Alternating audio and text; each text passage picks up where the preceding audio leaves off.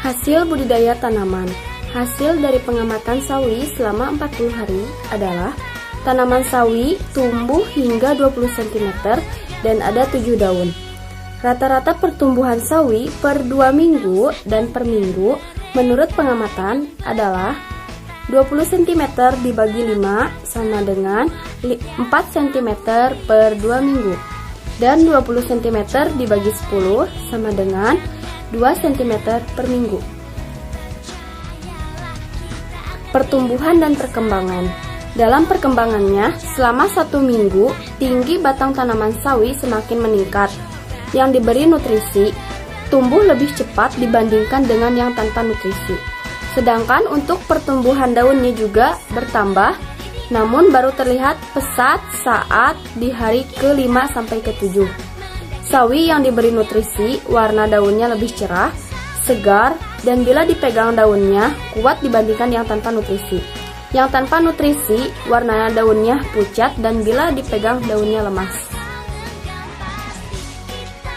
Perkecambahan dapat diartikan Perkecambahan dapat diartikan dimulainya proses pertumbuhan embrio dari benih yang sudah matang. Benih dapat berkecambah apabila tersedia faktor-faktor petunggung selama terjadinya proses perkecambahan seperti air, suhu, oksigen, cahaya, senyawa alkali dan medium. Proses penyerapan air oleh benih merupakan proses imbibisi yang disebabkan oleh perbedaan potensial air antara benih dengan media di sekitarnya, sehingga kadar air dalam benih mencapai persentase tertentu 50-60% dan akan meningkat lagi pada saat munculnya radikula sampai jaringan penyimpan. Kecambah yang sedang tumbuh mempunyai kandungan air 70-90%.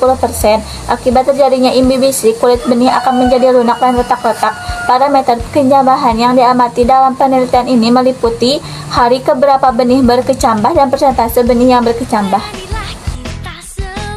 Primer yaitu menyebabkan tanaman bertambah tinggi atau bertambah panjang. Pertumbuhan primer itu terjadi karena adanya aktivitas jaringan meristem apikal yang terdapat di ujung akar dan ujung batang. Pada zona pembelahan, baik di ujung akar maupun ujung batang, sel-sel yang aktif akan mengalami pembelahan mitosis yang menyebabkan sel meningkat atau bertambah banyak. Pada zona pemanjangan, sel-sel telah membelah. Masing-masing akan mengalami pemanjangan ukuran, tapi pengaruhnya berbeda. Jadi, aktivitas zona pemanjangan pada ujung akar akan menyebabkan zona pembelahan menjadi terdorong ke bawah, sehingga akar akan memanjang ke bawah. Begitupun sebaliknya, aktivitas zona pemanjangan pada ujung batang menyebabkan zona pembelahan menjadi terdorong ke atas. Akibatnya batang tanaman menjadi bertambah tinggi ke atas. Pertumbuhan sekunder. Pertumbuhan sekunder adalah pertumbuhan yang dapat menambah diameter batang.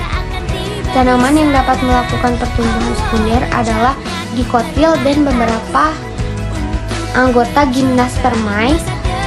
Tanaman berbiji terbuka. Pada tanaman dikotil, pertumbuhan sekunder terjadi karena aktivitas kabium. Aktivitas kabium merupakan jaringan meristem yang ada di antara jaringan dewasa. Jaringan kabium juga dapat didefinisikan sebagai jaringan yang bertanggung jawab dalam pertumbuhan. Jaringan kabium jaringan kabium itu adanya di akar dan di batang tanaman dikotil. Tujuan pertumbuhan sekunder pada akar adalah agar struktur akar menjadi kuat dan kokoh untuk menopang pertumbuhan batang. Jaringan kabium ini akan tumbuh ke arah luar membentuk kulit batang dan ke arah dalam membentuk kayu. Aktivitas pertumbuhan kabium ke arah dalam lebih tinggi dibanding ke arah luar karena akibatnya kulit batang lebih tipis daripada kayu pada batang. Selain letaknya di dua organ yang berbeda, jaringan kabium sendiri tuh terbagi menjadi dua, yaitu jaringan kabium vaskuler dan jaringan kabium gabus. Struktur bunga sawi tersusun dalam bunga yang tumbuh memanjang dan bercabang banyak. Setiap kantung bunga sawi terdiri atas 4 helai daun kelopak, 4 helai daun mahkota, bunga berwarna kuning cerah, 4 helai benang sari, dan 1 buah putik yang berongga 2. Penyerbukan bunga sawi dengan bantuan serangga lebah. Hasil penyerbukan ini terbentuk buah yang berisi biji. Buah sawi termasuk buah polong, yakni berbentuk memanjang dan berongga. Tiap buah berisi 2-8 butir biji. Biji-biji sawi bentuknya bulat kecil berwarna coklat atau coklat kehitam-kehitaman. Sistem perakaran tanaman sawi memiliki akar tenggang dan cabang akar yang bentuknya bulat panjang menyebar ke semua arah pada kedalaman 30-50 cm. Adapun faktor eksternal pada tanaman sawi hijau. Yang pertama yaitu faktor suhu lingkungan. Tinggi rendah suhu menjadi salah satu faktor yang menentukan tumbuh kembang, reproduksi, dan juga kelangsungan hidup dari tanaman sawi itu sendiri. Temperatur yang lebih atau kurang dari batas normal mengakibatkan pertumbuhan yang lambat atau berhenti yang menyebabkan tanaman sawi mati. Yang kedua yaitu faktor kelembaban udara. Kadar air udara dapat mempengaruhi pertumbuhan serta perkembangan tumbuhan. Tempat yang lembab menguntungkan bagi tumbuhan, di mana tumbuhan dapat mendapatkan air lebih mudah, serta berkurangnya penguapan yang akan berdampak pada pembentukan sel yang lebih cepat. Kelembaban udara yang sesuai untuk pertumbuhan tanaman sawi yang optimal berkisar antara 80% hingga 90%. Kelembaban udara yang tinggi lebih dari 90% berpengaruh buruk terhadap pertumbuhan tanaman. Yang ketiga yaitu faktor cahaya matahari. Sinar matahari sangat dibutuhkan oleh tanaman untuk dapat melakukan fotosintesis. Jika suatu tanaman kekurangan cahaya matahari, maka tanaman itu bisa tampak pucat dan warna tanaman itu berwarna kekuning-kuningan. Yang keempat atau yang terakhir yaitu faktor hormon, di mana pada tumbuhan juga memegang peranan penting dalam proses perkembangan dan pertumbuhan, seperti hormon auxin untuk membantu perpanjangan sel, hormon giberelin untuk pemanjangan dan pembelahan sel, hormon sitokinin untuk menggiatkan pembelahan sel, dan hormon etilen untuk mempercepat buah menjadi matang. Sawi adalah sekelompok tumbuhan dari jenis Brassica yang dimanfaatkan daun atau bunganya sebagai bahan pangan sayuran, baik segar maupun diolah. Sawi mencakup beberapa spesies Brassica yang kadang-kadang mirip satu sama lain. Di Indonesia, penyebutan sawi biasanya mengacu pada sawi hijau, Brassica atau Brassica rapak kelompok Parasinensis, yang disebut juga sawi bakso, Caesim atau Caesin.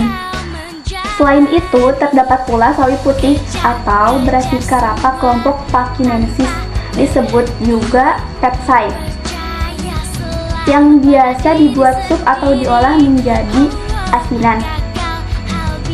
Jenis lain yang kadang-kadang disebut sebagai sawi hijau adalah sesawi sayur, untuk membedakannya dengan Caesim.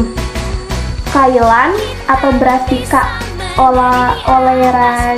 oleracea, kelompok Alboglabra,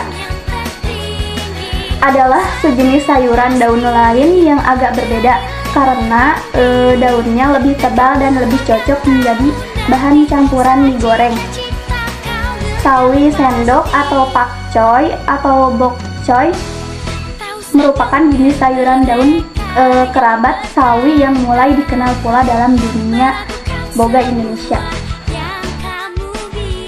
Giberelin adalah hormon yang dapat membuat tumbuhan tumbuh dengan cepat karena mendorong pembentukan biji, pembentukan buah dan bunga, juga mendorong pemanjangan pada batang.